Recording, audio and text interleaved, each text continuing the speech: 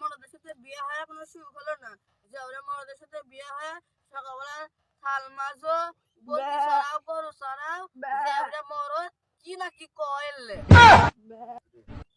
হারামজাদা নাকি বলেছি বিলেটা খাবার লেগে যায় ভাত তার সাথে সাথে এখন কুটে কি করতে হ্যাঁ আমি একা একা কাম করে ঢুকে যাচ্ছি দেখি কেডা মাগি তো ওই হারামজাদা মাগি এটি বসতে কাম কে কি করছো